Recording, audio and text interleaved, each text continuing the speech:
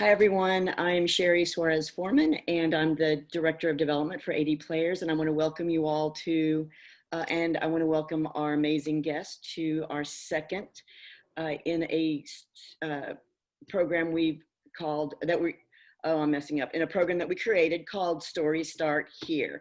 And today's topic is women in theater, and it should have been called Amazing Fabulous Women in Theater, because as you can see on the screen, we've got some amazing fabulous women here with us.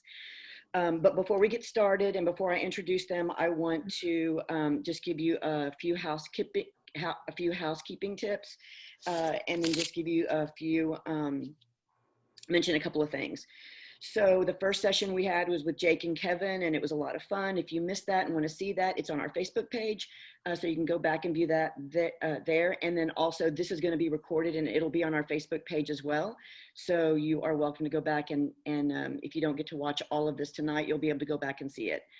And also, I want to say next month, December 7th, we are having our third, a different version of Story Start Here. It's actually going to be our Christmas special. And we are doing a really fun dueling pianos with John Mark Magaha and Patrick Thomas. And they're going to be singing some Christmas songs and some other songs, and they're going to be in their respective cities. And we hope that you'll join us. It's going to be a free event. We'll send you a lot of information on that. But we hope that you'll gather your close family, invite your friends, and get ready to enjoy some Christmas music and spread some Christmas cheer. So let me just give you a couple of notes about this evening. If you notice, our format is going to be different this time than it was during our last Story Start Here. We are going to ask that you send us your questions along the evening. We're going to be going for about an hour, and we're going to be talking to these amazing women about their experience in theater. But if you have any questions in the meantime, you'll go down to the bottom where it says Q&A, click there, and just answer those, put in your question, and we'll be answering those live. So that's it. So I think that's it. Now I'm so excited. I want to introduce our amazing panel. Some of my favorite people ever, some of the most talented people I think I've ever known. I want to start with Jennifer Dean. Jennifer is hi Jennifer. Jennifer's our marketing director at AD Players, and just a quick tidbit about her. She won Houston Press's Best Director this past year in 2020, and so we're so incredibly proud of her. That's a huge accomplishment. And then I'm going to go down, and I'll start. Next is Jessica Lynn Peterson. Jessica, actually, I just met Jessica tonight, but Jessica has been commissioned as a playwright for AD Players, and she was commissioned to write Christmas Shoes, which was supposed to be our Christmas show this year, and we weren't unable to do it because of the pandemic, but we are going to do it soon, I promise. Well, not soon, but at Christmas time. Then we've got Emily Telo Speck. Emily, hi Emily. Emily is so many things. I have everyone's bios, and there were too many things to list for Emily. But most of you know her most recently as director and choreographer of West Side Story. And also you can tell by her last name that she's married to someone at the theater. I'm not really sure who that is. Then we've got Christy Watkins. Christy you've seen Christy in just about every production we've done at AD Players. You've seen her in the front of house. She's the she's the front of house director, but she is probably, the way that she can transform when she's acting to me is amazing. Christy also won Best Actress for A Miracle Worker in 2015 for the Houston Press Awards. So yay, Christy. And then we've got Kat Hatcher. Now, Kat, I just have to tell you, my office is really close to Kat's, and I just have to say that she is the Jill of all trades. She can do anything. Kat is our production manager, and I'm just going to tell you that nothing at AD Players would happen the way it happens without Kat. It's amazing the way she keeps everything together. So anyway, I want to welcome all of you this evening. Thank you so much for being here. It's so great to see your beautiful faces. But what I want to do right now is what I want for this evening, what I'm hoping for this evening is that our audience gets to know you. I want them, I know they know what you do, they've seen you around, but I want them to know a little bit about you. So if we can just go in the same order that we just did introductions, just tell the audience something that you want them to know about you. Jennifer, go ahead. Okay. Hi, everyone. So glad you guys could make it tonight. It's really fun to be amongst this group of women. Many I have known for years, some just recent, and it's a talented group of people. I studied theater in college, kind of knew from a fairly early age that's what I wanted to do. But just through an interesting course of events over the years and the way the Lord kind of directed our paths, I moved more from acting to directing, and then eventually into marketing, which has been kind of my main focus the past couple years. And that's been a really fun way to utilize my knowledge of theater and my skill of theater, but just in a different avenue. But I've still had the opportunity to continue to direct. I don't get to do as much acting anymore, but it's been a really fun journey. And I've just really enjoyed. I left 80 Players for a while. I was gone for about 13 years and just came back about 2 years ago. And it's just been great to be back and be part of that family. It really is like a family. So. Well, it wouldn't be the same without you there, because I'm telling you, everything that you see, all of the emails and all of the marketing that we do at 80 Players, that's Jennifer. So yeah. So Jessica, tell us a little bit about you. Hi, everyone. I'm so happy to be here amongst these amazing women in theater, and I think I'm the only non-AD Players person. I mean, I guess I'm sort of an AD person, adopted AD person. I am in Minnesota currently, in the North Woods of Minnesota, and I run a theater company called Yellow Tree Theater that I started with my husband back in 2008. So this is year 13, and Yellow Tree is in the Northwest metro of the Twin Cities area. I'm a playwright, I'm an actor, and then I spent the last 13 years as an administrator. I do everything from grant writing to development to all of the things that needs to happen at Yellow Tree. Have done it all. And my husband and I met in college, then we moved to New York. Then we had a baby in New York. Then we got out of New York right after that happened, and decided that we wanted to start a theater because we thought that it would be a way for us to be artists and also raise our family near our families and a place that we love. And I have, over the past few years, I've really kind of veered more away from the stage and more towards the page. I just made that up and it rhymes. Here's a playwright. Yeah, I've been writing plays for about 20 years, but I've really focused in the last few years. I've written 7 Christmas comedies. They've been produced all over the country and mostly at my theater, but The Christmas Shoes is the first commission that I've had of a Christmas play that's not been at my theater. And for the past year, I've been working with Kevin and Jake on that, and I've had a blast working with them. And unfortunately, right when I finished my final draft, then we decided that we had to postpone it. But then I've also been working on A Cattywampus Christmas, which is a live radio play that is coming up. And we have been working on a co-production with 80 Players. So that will be coming up soon in the end of November, which I'm really excited about. So thank you for having me and adopting me for the evening. Well, we're so glad that you're with us. And I was saying earlier, I just want to mention, I love the walls in your home. It looks so cozy and so warm.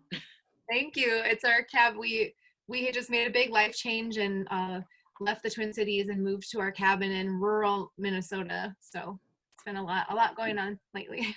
Yeah, a lot. Emily, what do you want us to know? Yes. Well, I'm really happy to be here, especially with these amazing ladies. It's quite an honor, and I have the utmost respect for all of you. So I'm kind of like geeking out a little bit over all of you. But I have a similar story kind of to Jessica. I met Jake in New York, lived in New York for a while as an actor. And then we decided that we wanted to start a family. So we left before we had a family, but we decided to start a theater, or Jake, I suppose, decided to start a theater in Nashville. So we left New York and moved to Nashville, and I got my master's degree in vocal pedagogy. And then I was a full-time faculty member at Belmont University there. And then we thought we were all set and we were put, and God had a very different plan for us, and entered 80 Players in Houston, and all of you all wonderful people. And so we uprooted our lives and came here about 3 years ago. And I am now an associate professor of music at Houston Baptist University. That's actually that's my full-time job. And I just have the pleasure of working at 80 Players periodically. So, and a while back, I transitioned from being an actor to being a choreographer, both collegiately and professionally. And I just found that I just absolutely loved it. And I was actually more passionate about that than being on the stage. And then that just kind of morphed into directing. So I feel very, very blessed that I've just had this kind of this path in my life that I feel like I've had opportunities and doors have opened for directing and choreography that I didn't necessarily seek. I always thought I was going to be an actor, but again, God just had a different path for me. So anyway, we are very, very happy here in Houston, and yeah, that's me. Well, we're glad Jake brought you along, Emily, because what you've done here in Houston in the short period of time that you've been here is just amazing. Oh, thank you. Okay, Christy, it's your turn. Tell us about you. Hey, I'm originally from New Jersey, so I'm a northern girl down in the South. I went to undergrad in North Carolina, and then I got my graduate degree in Mississippi in theater acting, and that's where I met my husband. And then I went back to New Jersey and stayed with my parents while I was auditioning in New York, and that's when I actually auditioned for 80 Players. And I got an internship and moved down there, and Joey followed me, even though we were not married at the time. And he had turned down an internship at 80 Players. And the first day we got there, some interns had quit and they needed a male intern. And so Joey became an intern. So our first year we worked at 80 Players together. And then after our intern year, we got married. And we have 2 kids. I have Zoe, who just turned 13, and Ryder is 9. Right now we're in Katy, Texas, but I've been at the 80 Players since 2004. That's amazing. It's a great thing having all of the people that have been at 80 Players for so long. As a newbie, I've been there for 3 years. But all of the information and all of the things that you all know, it's just so helpful and amazing. So anyway, okay, Kat, tell us about yourself. Hi, I'm Kat Hatcher. Like Sherry said, I'm the production manager at 80 Players currently. I started at the company as an intern in 2007. I'd actually done a quick show with them as an apprentice over the summer of 2006, which is when I met Christy and Joey and Kevin. And that was just a summer gig. I went back and I finished school and came back the following fall in 2007 for the internship, auditioned and got that opportunity. I'm a native Texan, born and raised in this same little area, and haven't left and don't really feel any desire to. This is my home and I'm happy here. I met my husband Jason at the theater, and we auditioned on the same day. We auditioned for the internship on the same day, and he brought his parents. And I thought that was the dorkiest thing I'd ever seen in my life. And now they're my in-laws. So we got married in 2000. What? Is Joey listening to this? Is he? Joey or Jason? I mean, Jason. I don't know. No, he's with, Joey. with my daughter. But he knows that. He knows that I think that. And we got married in 2010, and so just celebrated our 10-year anniversary this October. we have a daughter named Evelyn. She is 5. And I have done a little bit of everything at the Players because I'm a generalist and not as specific and I guess disciplined as some of these other wonderful, amazing women. Emily, you're geeking out. Like, I'm not really sure why I'm on this call, but I love the 80 Players. It's my home. They're my family, and I would do anything for this company. I became the production manager in the spring of 2017, so coming on 3 years. I've had that position, and I consider it, and I'm humbled and honored to hold that position at our company. I follow in the footsteps of another amazing woman of theater, Sissy Pulley, who was our production manager for years, and I can only hope to be as faithful as she was. Well, I can tell you, I watch you every day, and you are. Thank you. Thank you. Okay, so let's now transition. I want to ask each one of you a question. Someone had a question for you, Jennifer. Besides your current duties, besides your current duties, have you all acted as well? So that's for all of you. Other than what you're doing now, who has acted, who hasn't, what do you do? I think we all have. Yeah. I think a lot of us, our background initially was performance, and we may have tacked other things on it over the years, but I think we all have. Yeah. Okay. And I will say that was very characteristic of early days of 80 Players, was that when you came into the company, most people came in through the internship program, and you had another job within the company, whether it was working in the box office or helping with the operations or touring. And so acting was second, and you also had your day job. So a lot of us have tinkered in a lot of different areas of the theater world, administration and performance, just naturally through the old structure of 80 Players. That's not as much the case anymore, but previous history. So do you think that's unique in theater to have so many dual people having dual roles across the country, unique to 80 Players? I think there's a lot of. Yeah, go ahead, Christy. I think there's a lot of companies, especially where there's internships involved, that everybody is doing a little bit of everything. I think, when you're a little bit, I don't know, when you're a resident actor and you're like all big time, that doesn't tend to be the case. Right. But when you're a small theater company, I think a lot of times everybody does a lot of different things. When my kids were small, I directed a lot more than I acted.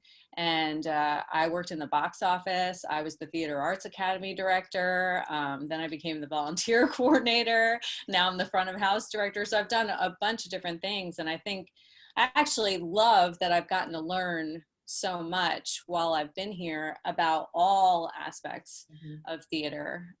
So I know there's other internships that are like that, where they're, working backstage, but then they're also helping with the box office or something like that. And I think it's a valuable lesson to have. Mm-hmm.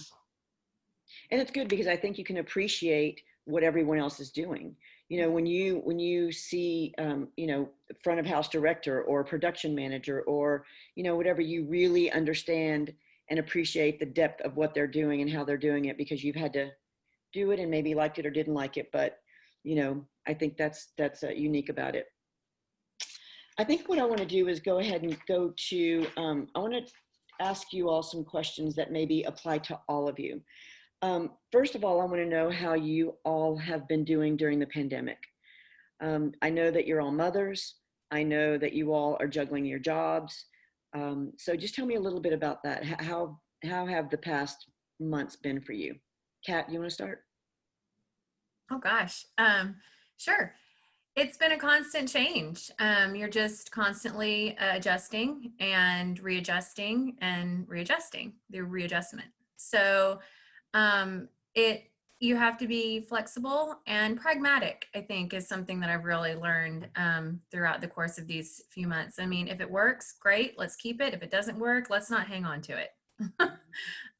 So there's just, you kind of drill down to what we can make work, and just a level of flexibility, but also just maintaining as much community as you possibly can. And really trying to stave off the isolation. And that's been, was harder a little bit earlier on, when we were all really, really staying home. Now most of our kids are back in school in person. And so, we've definitely traveled a little bit of road in between March and April to September and October. But that community was critical, I think, to see us all through. Yeah, absolutely. And Jessica, but what about you in Minnesota? How have things been for you? Yeah, I mean, everybody's struggling. Our arts organizations are especially struggling, and actors and artists are struggling. My husband and I decided to make a very big change. Starting in March, we decided to come to we had purchased a little cabin back in November. So it's been about a year. And we came here, we rented out our house. And because we could work from here and the kids could go to school online. And we took a little bit of a sabbatical because we'd been needing one for a long time. We've been running our theater together for almost 13 years, and it was starting to take a toll on our marriage and on our family, and I would just finished grad school in the spring as well. So we were juggling a lot. So we took that time to just kind of take a sabbatical. And it was a kind of, what we call it, like our super stressful vacation, because it was like, we don't know what's happening with the world and with our theater, but we're going to try and enjoy the outdoors and just take a moment to breathe as a family. So we tried to look on the bright side. Well, my husband was kind of offered a job up north, which is 2.5 hours away from the cities up in Duluth. He was offered a really good job, and we decided to take it. And so we made an announcement that we're leaving our theater. So that's been huge for us. I'm still serving as interim artistic director till the end of December, but we've sold our house and moved to our cabin, and our kids are going to a rural K-12 school up here. And yeah, so it's been a wild, wild ride for us as a family, but also a blessing. We needed a change of pace, and we had felt a nudging that it was time to move on to something else. So we're still very much in transition. I'm helping with the transition at our theater, and we are in a really good place as a company where, we think we can weather this and bring on a new leader who has the creativity to get us through this. And I'm hoping to nail a job as a professor at a local college. So we'll see. So yeah, that's lots going on. That is a lot. Do you think that's happened? Your story reminds me, I think, since March, it seems like people have really kind of reinvented themselves, thought a lot about who they are and what they want and what they're doing and how they can do things differently, and really taken the opportunity to do the same kinds of things that you're doing. I think there's so many people that are reinventing, pivoting. Pivot's the word. Yeah. I told myself I wasn't going to use that word, but I think so. Christy, do you feel the same way or see the same thing happening in your family? Oh, I think this time God has taught me a lot during this time. I'm a very controlling person. I like to know how everything's going to go, and then we'll have a backup plan for whatever that's going to, if that goes wrong. And I've had to kind of go, okay, oh, we're going to do this now? Okay. And so I've grown a lot in that aspect of just kind of going with the flow. And I'm like, it's going to be okay. We'll come up with a plan and it'll be what it's going to be. And just actually having the opportunity to get excited about these new things. Like I did the whole front of house plan for socially distancing. And when we had our first big house, I was so excited to see how it would work.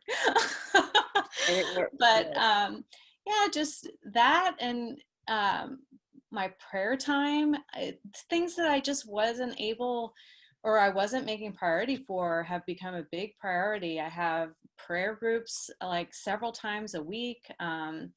you know, we were doing a Bible study as a family. We got to spend a lot more time as a family. I am thankful that they're all back to where they go to school. It got to the point where my cat actually stayed in the closet all day long for months. And now that they're back, like at school, the cat has come back out. And I was like, I understand how you feel, Milo. But, you know, it got to be a lot. I was like, I need some time. But it was nice to have that time together as a family. And we didn't go anywhere or do anything exciting, but you know, we were in it together. So yeah. Yeah, I think absolutely family is probably spending time with family, truly quality time, has been probably the most impactful and important part of an unintended consequence of this being home since March. I mean, and I don't even think it's really hard to describe. Emily, how are you feeling? I mean, I know that I've seen you on and off through my Zoom calls with Jake, but how are things going for you? I know you guys are juggling a lot. You've got 3 small kids at home. Yeah, it's been very trying, especially when the boys. We have twins that are 9, and then a 5-year-old and a brand new puppy.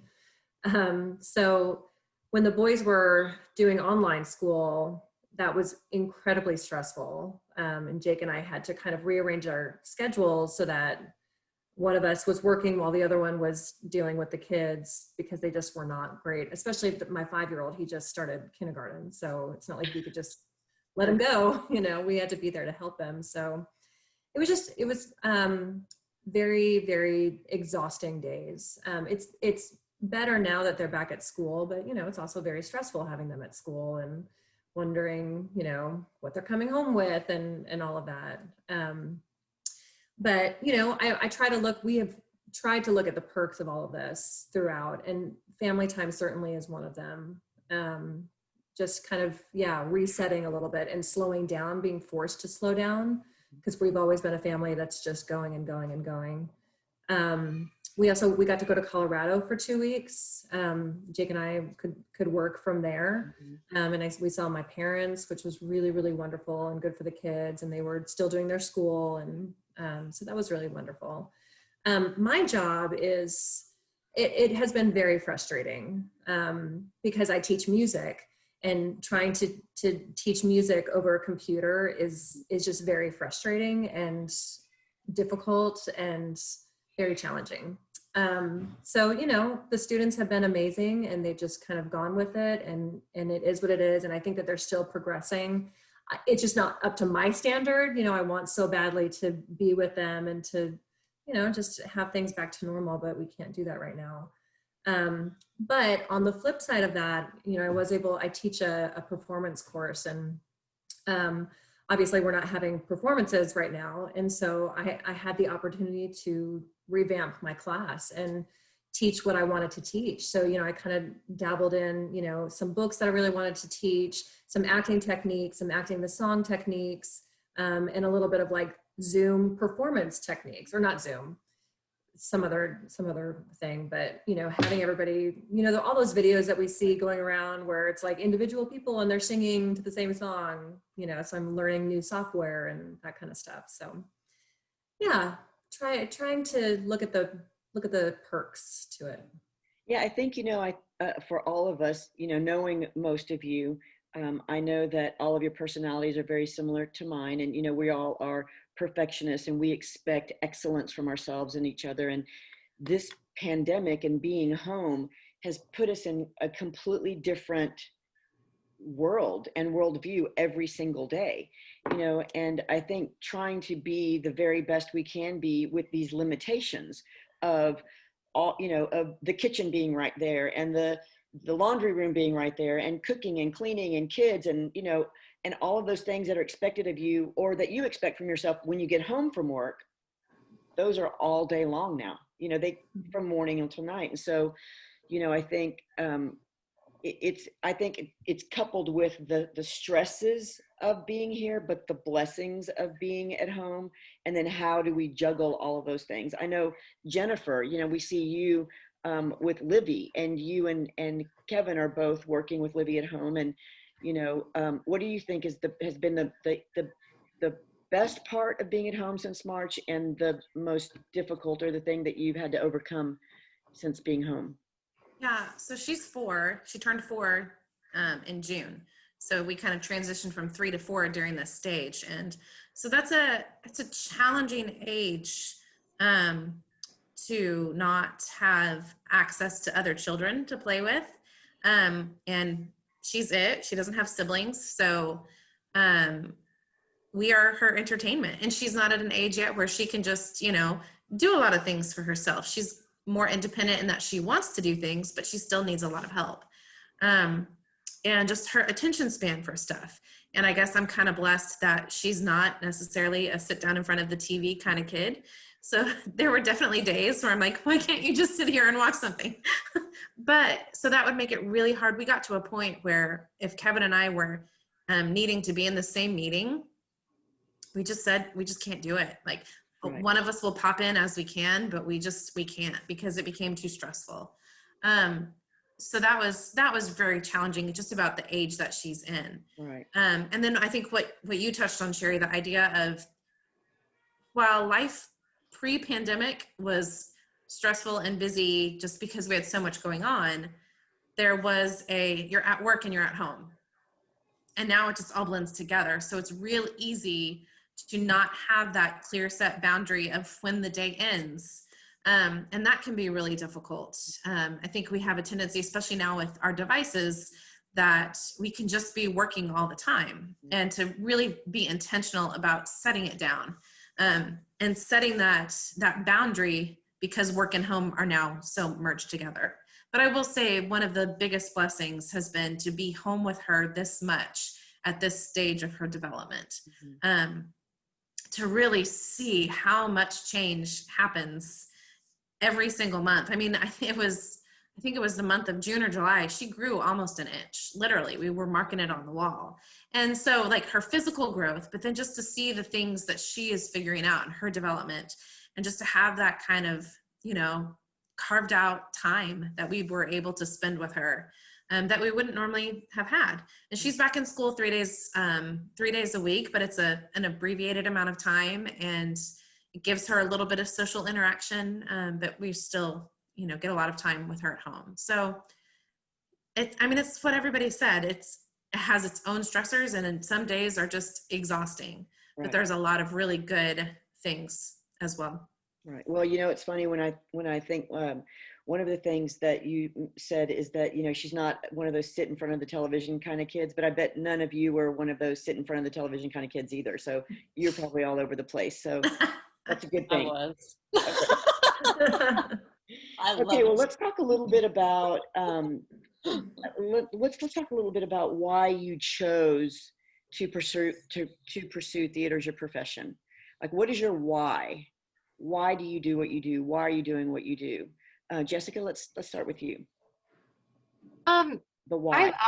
I've always been a storyteller. I've always wrote stories in school. I always loved reading. I just always was obsessed with stories and storytelling. And when I was in college, I majored in English and theater acting. I couldn't ever decide what I wanted to do, but I knew that it was going to be some kind of storytelling. And so, lo and behold, I was able to make a career for myself that encompassed both the things that I love, theater and writing. And so, yeah, I just have always been drawn to stories and escape. And I'm just always really curious about other people and other people's stories. I love writing dialogue. I love writing comedy. I'm mostly a comedic playwright. Which is really weird because I'm an essayist in my other life, and I write really more serious things about like nature. I don't know, it's really weird. But I'm a really kind of a goofy playwright. But yeah, I love playwriting because I get to exercise that muscle and be playful. And I love collaboration. I love working with designers and directors and actors, and theater people are just the best. They're creative and they're collaborative and they're diverse, and I really honestly feel like this is just the best profession to work in. It's definitely fun, and we love goofy playwrights. Yay. Yay, yay for goofy playwrights. Christy, what's your why? Mine's kind of weird. um, I I've always played characters. When I was little, I would just, put something on my head and become something. And I actually didn't even know I wanted to do theater until I saw my first Broadway show, and I literally cried through the whole thing. And I didn't know why I was crying. I was just so overwhelmed. And I was like, I have to do this. But all through my life, I've had, like, when I was younger, I was a part of a youth group. And then when I got to high school, I was involved in theater. And what I love about it is actually the close-knit community, and the friendships and the family type feel. And that's what I get at 80 Players. That's why I didn't want to hop around from theater to theater. I wanted to work in a theater, a small theater, where I could do theater and not wait tables for the rest of my life and have a family. And that's exactly what I've gotten at 80 Players. I mean, I grew up with most everybody that's worked there for years. And I believe that's why I stay, and that's why I've stayed all these years. And I want to go, thanks for that, Christy. I want to ask in a different way. Emily, I'm just going to ask you some questions about actually what you're doing and why you're doing. So what you're doing and why you're doing it. Emily, what would be your dream musical to choreograph and why? That's so funny. I've been asked that question before, and I don't really have an answer because, and I feel almost guilty saying this, but I've gotten to choreograph every show that I've wanted to, whether it's, in college or professionally. I just, there's not really an outstanding one that I love. I think my favorite one, the show I always wanted to do was Evita. That's my, hands down, my favorite musical of all time. And I was an actor in it several times, but I never got to choreograph it. Well, in Nashville, I finally had the opportunity, and it was on the Broadway series at TPAC there. And we had, a couple of people in from New York, Eden Espinoza and Tony Crivello. It was, I just had to pinch myself that entire time. It was thrilling. Yeah. It was my dream. Yeah. And it was very successful, and I'm very proud of that moment. But I've never choreographed anything, any Fosse shows. So I think maybe Chicago, Cabaret, Pajama Game would be fun. But like I said, choreography kind of just kind of lends itself to directing. It kind of bleeds into that a little bit. And now that I've been trying my hand at directing, I now have dream shows that I want to direct. And those would be like Parade. I don't know if any of you know Parade. That's also one of my favorites. Les Mis is another one I'd love to direct. But in case my husband is listening, or Kevin Dean, just a little plug there. He's listening. He's texting me. He's listening. Yeah. He's listening. Kat, tell me a little bit about, not many people outside of the theater know what a productions manager does. Tell me what you do. Tell me about your day. I am quintessential middle management. I spend so much time with Jake and Kevin, and I spend a ton of time with the people in the production department who actually execute and on the vision and the dreams that they are guiding us toward. So I am very proud of the staff that I have helped to build, and that I manage. And I never say that they work for me. I always say I'm part of their team, because I can't imagine the amount of talent that exists on our production staff. So Kevin and I primarily were the ones who rebuilt that team when we moved to the George from the Grace Theater. And so that was a huge project that we undertook as we moved into the George, and did that together. And I think we're both really proud of that. My day to day is, like I say, it's a lot of the nuts and bolts and the unglamorous stuff that no one sees, which is not to say that I don't enjoy it. I do, because part of my personality is that I like to see things done correctly. And I love the process. I mean, because I am the firmest believer that if the process is sound, the product will be good. Because I think that it's, any good product can be born out of a messy process, but it's not going to be as, I don't think it's ever going to be as good as it could have been. So I'm constantly looking for ways to streamline and improve. And again, I do approach it with a little bit of pragmatism. Does this work? Okay, if it does, great, let's keep it. And if it doesn't, let's get rid of it.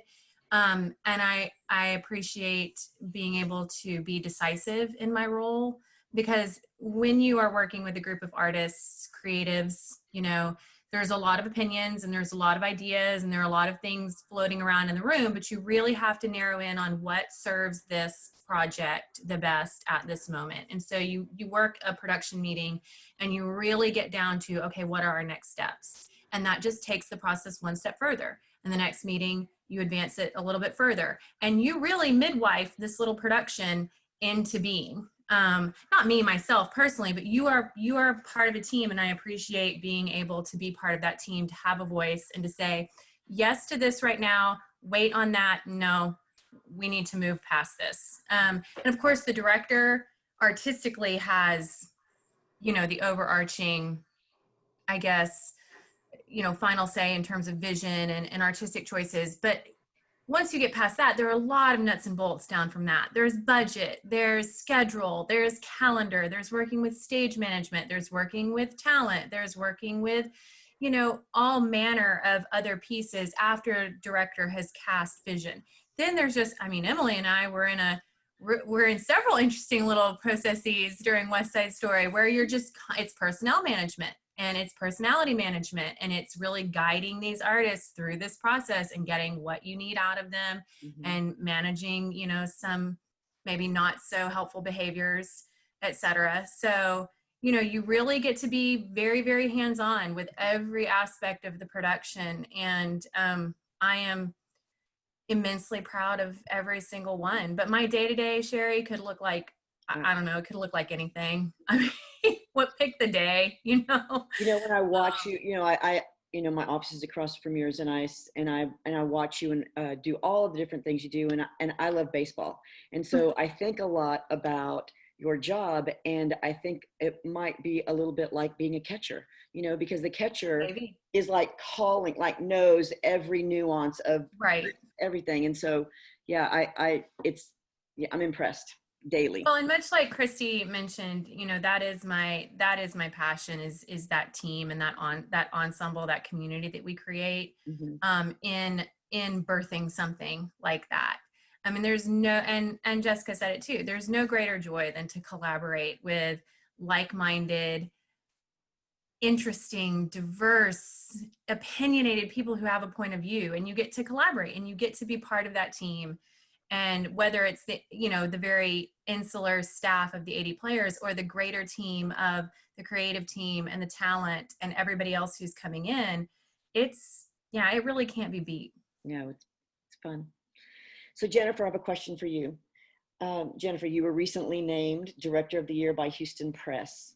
You started out your theater career in acting. How did you become interested in directing? More specifically, I know you talked a little bit about it earlier, but how did you, and what is your favorite genre? I kind of fell into it, honestly. I studied acting in college. Of course, it was a requirement to take some directing classes, so I did. And I enjoyed them, all right, but that wasn't my goal. And I had been at the Players for, 5 years or so. And just through the process of working on shows, being in shows, personalities, observing, I started to find myself thinking, well, how would I do that? Or what would I want as an actor? And then I worked with some directors that I really enjoyed, the way they saw things and they approached things. And it just kind of was a process of all of this happening. And I just kind of put my name in the hat at one point.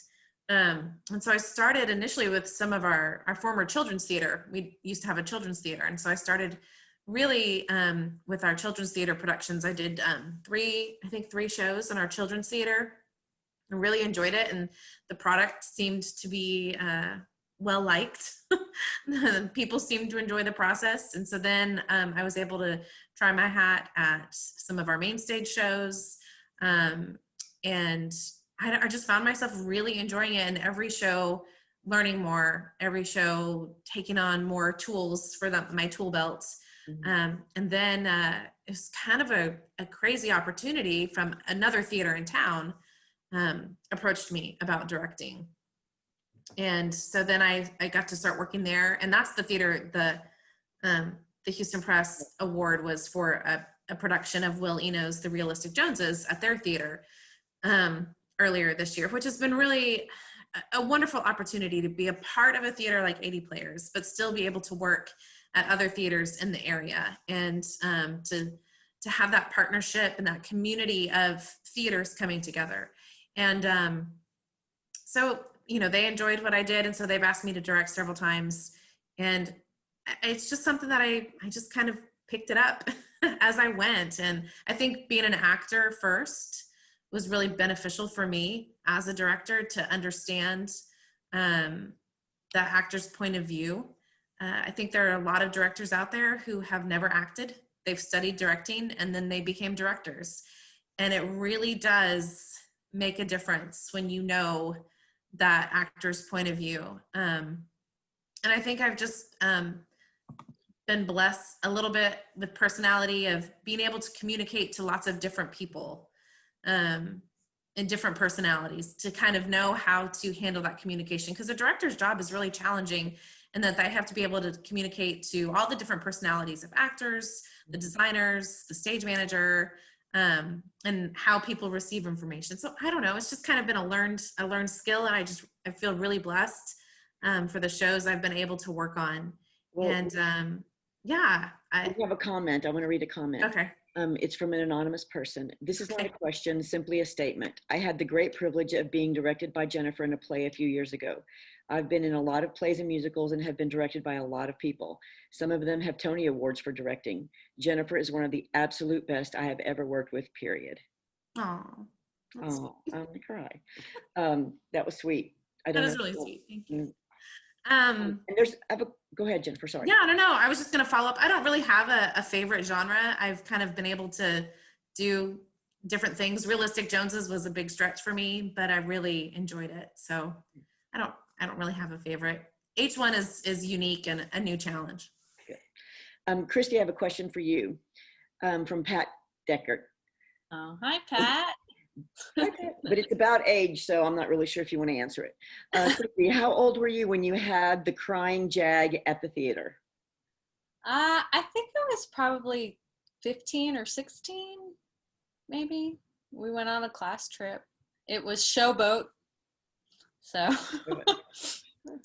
Okay, Pat, I hope she answered your question. So let's talk a little bit about being women in theater. I recently read an article in the Houston Chronicle that said that most of the people, although there are more women in theater in Houston, there are fewer roles for women in theater. And you know, there were a lot of other things it talked about. I think a lot of the theaters in Houston are doing a really great job at you know, being more inclusive and you know, having plays in their season that are written by women and that have women as the lead. So tell me a little bit about, do you see or do you feel that it's been a little bit more difficult being a woman in theater? We had a conversation earlier and I was really interested in your answers about this. So Jennifer, tell me a little bit about your experience being a woman in theater.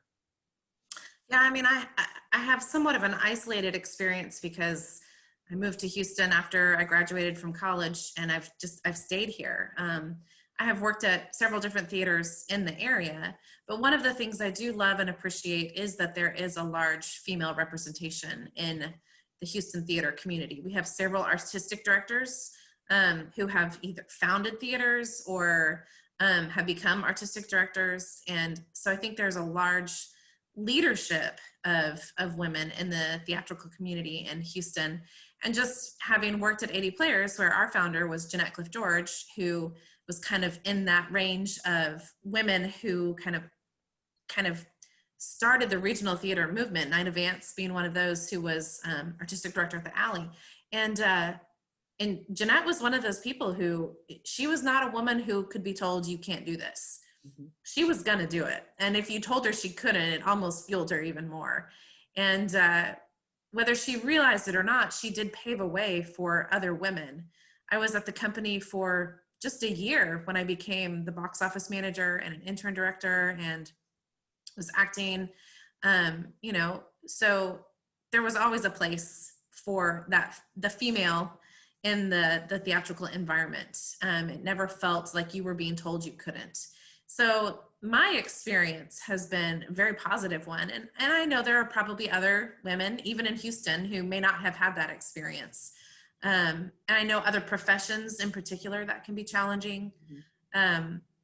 But I have found it to be, for me, never a limitation. That has been a very accepting and welcoming environment. So, Emily, what about you? Tell me, because Jennifer, your experience has been mainly in Houston. Right. Jessica and Emily, you've had experience nationally. So tell me a little bit about that. Emily, do you see that there's been any obstacles or barriers, or how has it been as you being a woman in theater? Yeah, I don't, looking back on it, I don't recall ever feeling like there was a barrier or like it was a big obstacle. And it might also be like part of my just being naive at the time and young and just wasn't as aware of women in theater. It just kind of was what it was. And I think the hardest thing, living in New York was auditioning, and just the unbalance of females and males, just out there auditioning. You have all of these male roles, and a third of the people auditioning are men. And so, and I was blonde at the time, but I'm this blue-eyed, blonde-haired dancer, that didn't really have anything unique about me. And so I just blended in with the hundreds of other girls that were at these cattle calls. And that was incredibly difficult. But as I look back on my directors and choreographers, though, I just was kind of shocked that I had never been directed by a female professionally, and I only had one female choreographer professionally, and that was just kind of, when that dawned on me, it just was a little shocking and sad. Now that was when I was younger, and obviously things are changing and progressing in our country, and hopefully that will continue to be the case. And it's nice to be in a place like Houston where that's embraced so readily. Yeah, that's what I was going to say. I'm wondering how, I don't know whether it's the times or whether it's because we're in Houston, and we have such a diversity and strong women, across our city. And, so I wonder about that. Christy, what do you think about, how has it been for you? Well, I think, being in theater, there's always going to be more male parts than there are female. And it just, for me, it was what it was. That's just how it is. I've never felt that there was a barrier. I was taught by my parents that if you want something, you work hard and you be the best at it, and then you do it. And that's what I do. I just work hard at everything that I want to do, and that's got to be good enough. And I think being with Jeanette did, as Jennifer said, she was a strong woman leader, and I just like Jennifer, I became the Theater Arts Academy director. I became the volunteer coordinator. I got cast in several roles. I directed as well. I have actually been directed by several women, probably more women than men, maybe. But it just has never been something that I looked at as an obstacle. I firmly believe that if you want something, you can go after it and you can get it. Yeah, I agree with you. Jessica, what are your thoughts about this? Yeah, I mean, have been in a unique position of, running my own theater company and, being able to give myself opportunities, and giving myself the flexibility to stay home. I stayed home with our kids and worked at the same time. They ran around the theater while I was in plays and while I was working. And so I was fortunate in that way. I do feel like having the perspective of a producer who wants to hire women, we're always trying to find more women directors, especially, and a certain age bracket of women roles are always really difficult. And it's in that 30s to 40s range. We always really struggled because what's going on with women during that time? They're home with their kids, and research has shown, and I think a lot of people would agree, that a lot of the burden of the household, and they're not a burden, but like a lot of the housework and a lot of the household management and child care and all of that falls on the women. And so that I noticed over the years of trying to produce and hire women that they disappear for a while. And so I always wanted to make sure to build up Yellow Tree to be a company that welcomed families. We provided childcare for actors. We always let people bring their kids in. We had kids everywhere. They sat around with their iPads, they ran around, and we wanted to create an environment where, hey, like, we understand that you have a family and we still want you to be creative. And I think having kids makes you more creative. And I wanted to celebrate that as a theater company. And so I think we became kind of known as a place where it was a safe place to have a kid. You can talk about, you don't have to hide the fact that you're a mother and that you have to hurry home for the babysitter. There's nothing to be ashamed about that. Like, okay, let's do this. Let's get you out so you can do your thing. So I always felt really blessed that Yellow Tree was that place and that we could create that safe space for families.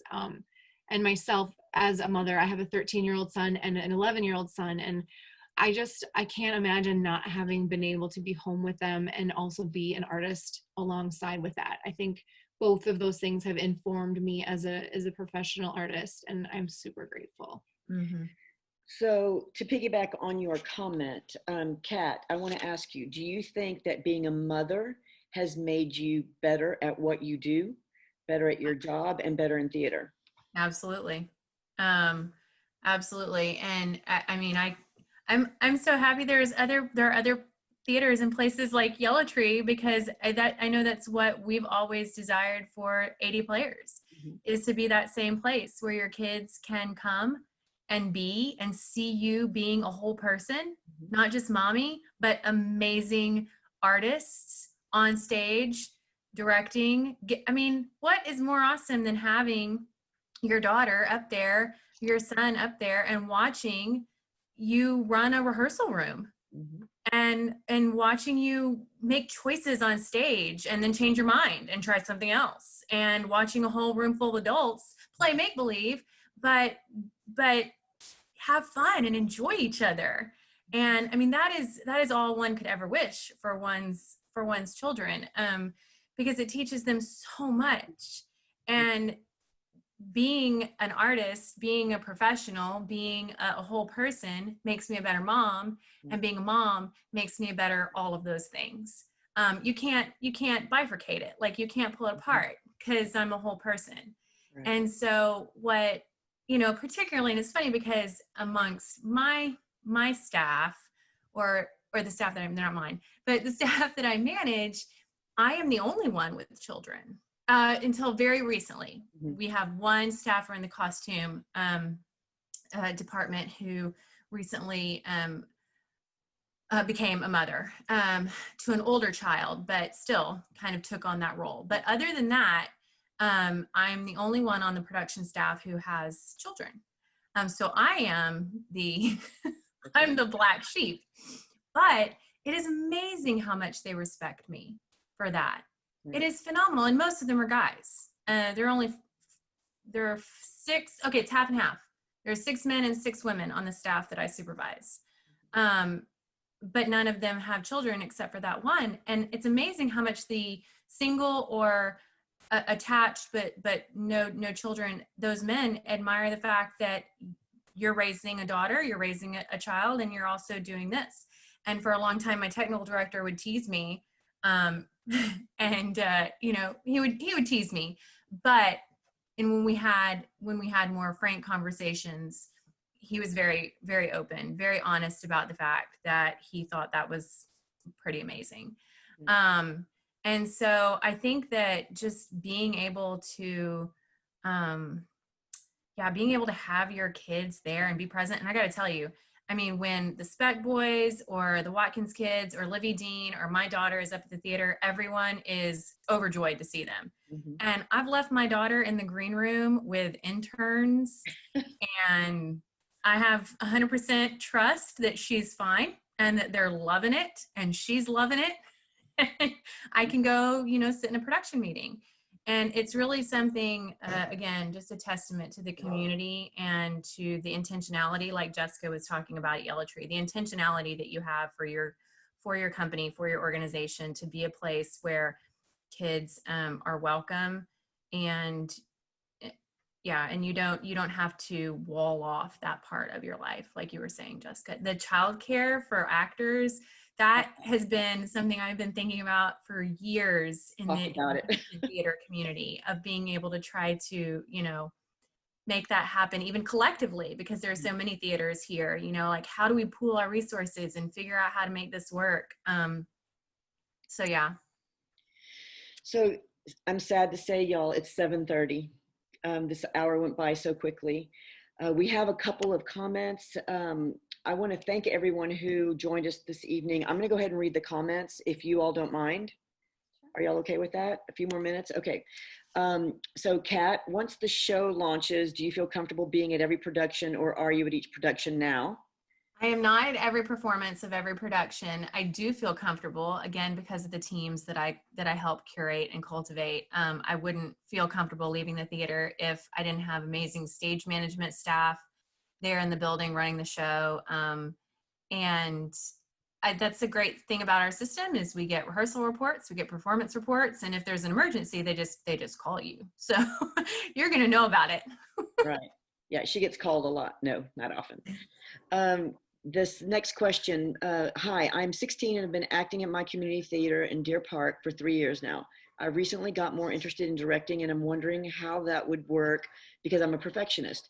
Have any of you had any experience with being a perfectionist and working with actors and crews who aren't? Yeah, everyone. Everyone. I can answer that. Go ahead.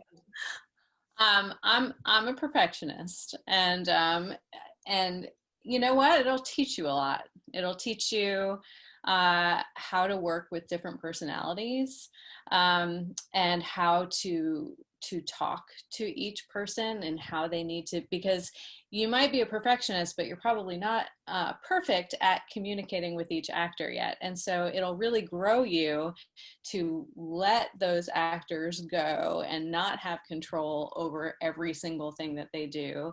And yeah, I mean, I think the most fun part for me in a rehearsal process is watching where the actors start and then where they end up. Like, you wind up just loving all the little nuances that they add. And then once they're bringing stuff to the table, then you get ideas from them. And then it just becomes this big collaborative thing that you don't even know who did it. It just works together. So I would work on putting the perfectionism aside, because if you do that, then you're going to get a better product. Well, it's time for us to say goodbye. I want to thank all of you amazing women. I've learned a lot about you. I hope our guests have learned a lot about you as well. I appreciate everything every one of you do. I love watching you work, and I am excited to know you, thankful to know you.